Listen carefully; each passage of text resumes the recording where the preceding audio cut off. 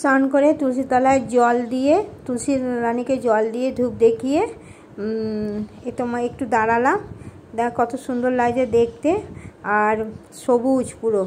বাগানটা আমার দাঁড়াতে খুব ভাল লাগে, কিন্তু মাঝে মাঝে মশা কামড়ায়, ওই জন্য বেশি দাঁড়াই না গিয়ে মশার জ্বালাতে।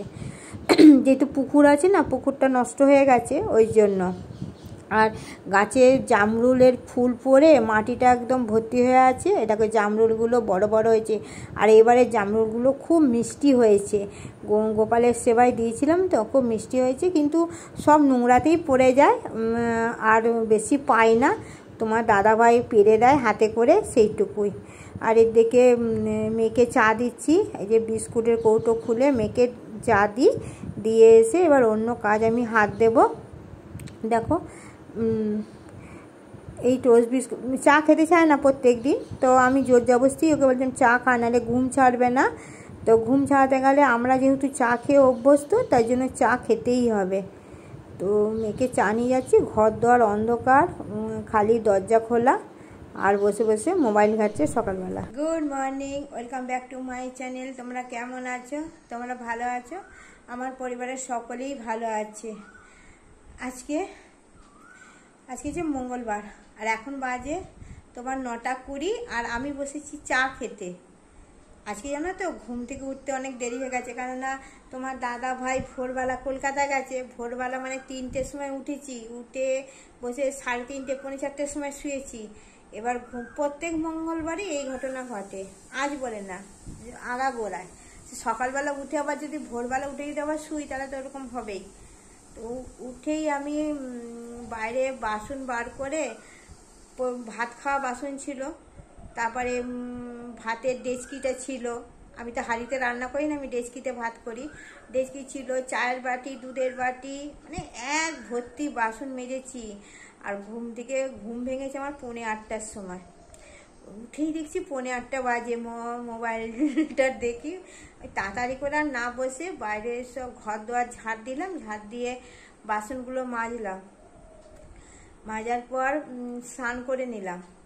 আজকে স্নান করতে একটু দেরি হয়ে গেছে মানে 8টা বেজে গেছিলো স্নান করতে। আজকে গোপাল সোনাদের ঘুম থেকে তুলে সব কিছু করে, তুলসী তলায় জল দেওয়া সব করে এই চা নিয়ে বসলাম। এই 9:20 এরকম বাজে এখন। আমাদের ঘড়িটা একটু ফাস্ট আছে অবশ্য, যাই হোক গিয়ে।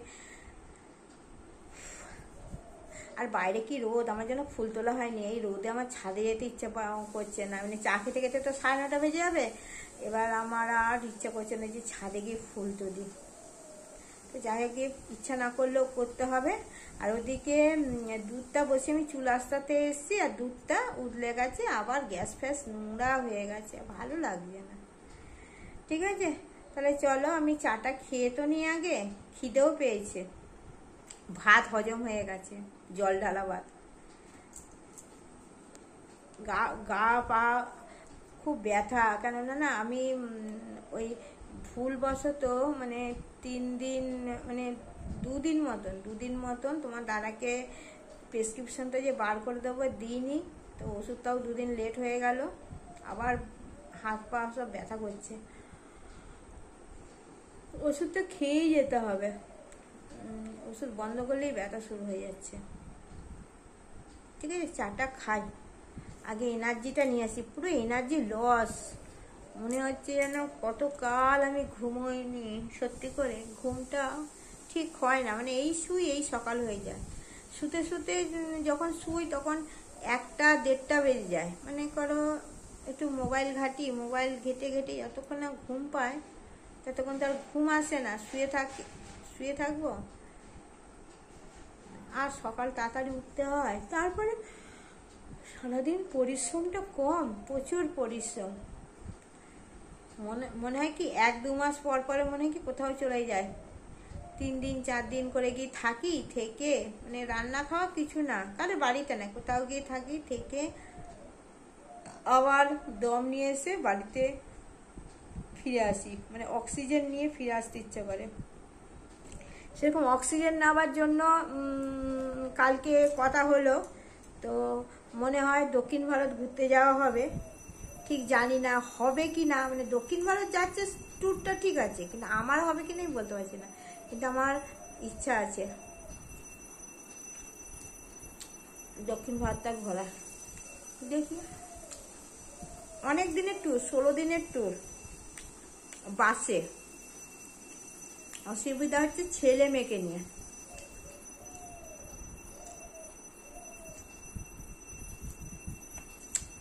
ঠিক আছে, আমি খেয়ে নিই, তারপর আসছি। সকালবেলায় কত রোদ, এখন বেশি বাজে না কিন্তু তাও এত রোদ।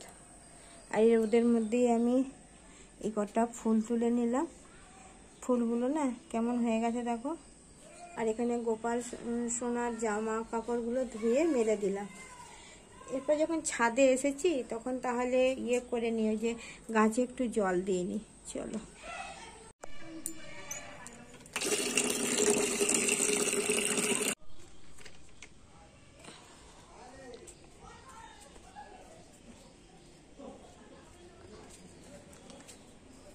দেখেছ ওই ছাদ থেকে এই ছাদে জল নিয়ে এসে গাছে ঢালা, কি কষ্টকর ব্যাপার। আর দরজাগুলো বারবার দিয়ে দিতে হয়, নাহলে বিড়াল ছানাগুলো ঢুকে গেলে সর্বনাশ হয়ে যাবে। ঘরে পাঁচকু আছে, পাঁচকু আমার খোলা থাকে তো। বাবা,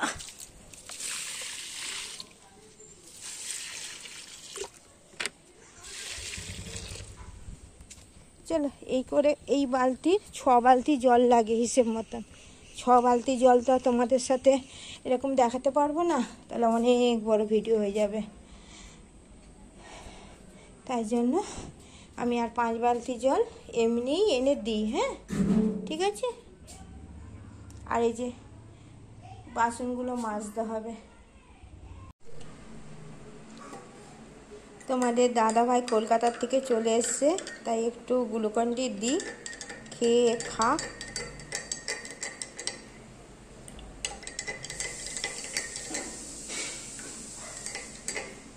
খেয়ে নি, গাড়ি ঢুকাচ্ছে গোডাউনে। আজকে পুঁই শাক খাবো বলে পুঁই শাক বানিয়ে নিয়েছি, অনেক দিন ধরে খেতে মন চাইছিল।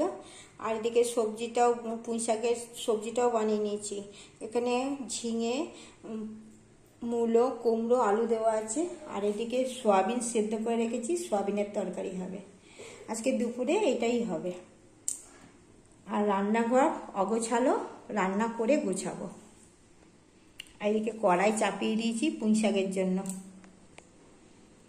তোমরা সবাই জানো আমি দেখিয়েছি কি রান্না করব, বলে দিয়েছি, তাও একবার দেখিয়ে নিলাম। পুঁই শাকের ঘন্ট আর করেছি সয়াবিনের তরকারি। এই দিয়ে আজকে দুপুরে লাঞ্চ হবে। গুড ইভিনিং বন্ধুরা, আমি দোকানে আছি।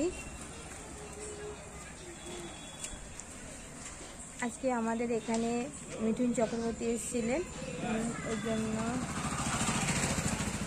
বাজার মার্কেট পুরো ফাঁকা।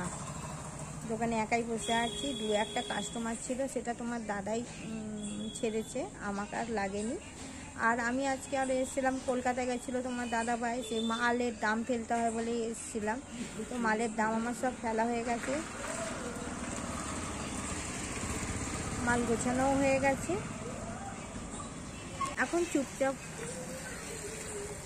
চুপচাপ বসে আছি। তোমার দাদা ভাই কলকাতা গেছিলো বলে সকালবেলা দুধ আনতে যেতে পারেনি, দুধ আনতে গেছে। আর ছেলে মেয়ের জন্য চপ আনতে গেছে। তো আমি একাই বসে আছি, ফাঁকা। আর এখানে ডাক্তার এসছে, ওই জন্য ডাক্তারের ভিড়টা আছে। ঠিক আছে, আবার পরে আসছি। আমি দোকান থেকে চলে এসেছি খানিক আগে, এসে আলু চচ্চড়ি বসিয়েছি। আমি মুড়ি খাবো, মেয়ে ঠান্ডা ভাত খাবে। আর এখানে পাঁচকু আলু সেদ্ধ হচ্ছে, প্রত্যেকদিন রাতে আলু সেদ্ধই খায়, হচ্ছে ওইটা। আর তোমার দাদাভাইকে একটু চা করে দেবো, এটা হচ্ছে রাতের কাজ। আলু চচ্চড়ি হয়ে গেছে, পাঁচকুর আলু সেদ্ধ হচ্ছে। আজকে ডিনারে আছে রুটি 10 পিস, তরকা আর সন্ধেবেলা পাঠিয়েছিল ভেজিটেবিল, খাইনি, পড়ে আছে। এটা হচ্ছে ডিনারের খাবার রেডি। তোমার দাদা ভাইয়ের চাটা চা করছি আমি, চা বিস্কুট দেব।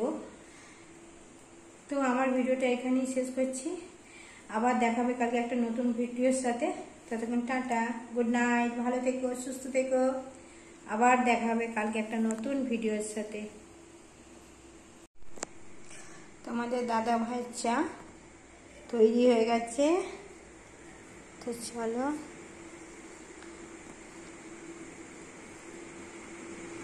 অন্ধকার ঘর, তোমার দাদা ভাই শুয়ে শুয়ে খবর শুনছে। না, তোমার চা, আর আমাকে ডিস্টার্ব করবে না।